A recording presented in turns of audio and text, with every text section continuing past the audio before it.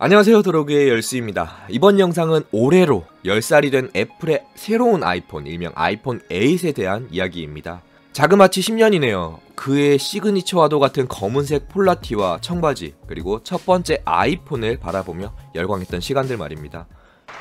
is a revolutionary mobile phone. 그래서인지 올해 새로운 아이폰을 향해 쏟아지는 관심과 다양한 루머는 여느 해보다 더 뜨겁습니다. 이는 10주년을 기념해 애플이 전작과 다른 특별한 무언가를 이번 아이폰 8에 담지 않았을까라는 기대가 반영된 결과겠죠. 다양한 루머와 유출을 빙자한 정보들이 쏟아지는 가운데 이 시간을 통해 아이폰 8과 관련된 각종 정보들을 정리해볼까 합니다. 거의 프리뷰에 가까운 요즘 정보통이라고 하나 어디까지나 애플이 공식 석상에서 아이폰을 내놓기 전까진 루머에 가까운 정보들이기 때문에 너무 맹신하시는 건 금물. 2017년을 기점으로 프리미엄을 표방하는 많은 스마트폰이 디스플레이에 집중하는 모습입니다. 단순히 화질로 승부수를 띄우기보다 화면비, 그러니까 얼마나 시원한 뷰를 제공할 수 있을지에 초점을 두고 있습니다. 베젤리스, 제로 베젤이란 단어가 급부상하면서 너도 나도 다른 비율을 자랑하는 새로운 버전을 내놓고 있죠. LG G6도 그랬고 갤럭시 S8 역시 그랬습니다. 트렌드를 보자면 하반기 공개 예정인 아이폰 8도 이에 동참할 것이란 평이 지배적이죠.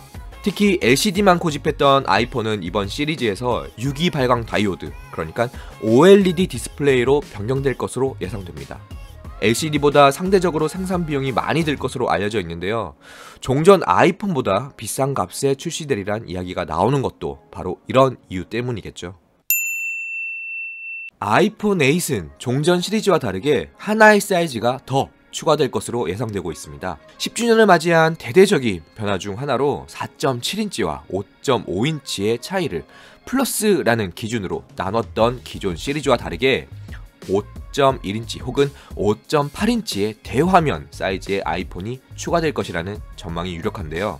4.7인치를 제외한 대화면 아이폰 8에서는 듀얼 카메라와 OLED 디스플레이가 적용될 것으로 보입니다.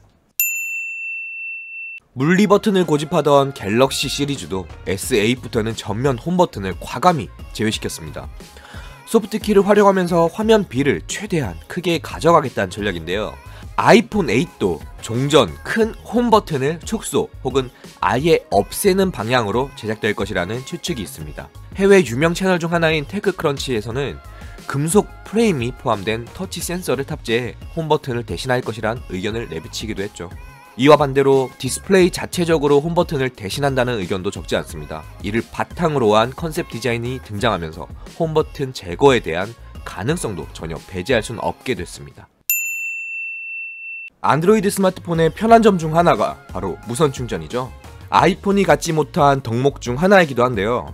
이번 아이폰 8에서는 무선 충전 기능 지원도 입에 오르내리고 있습니다.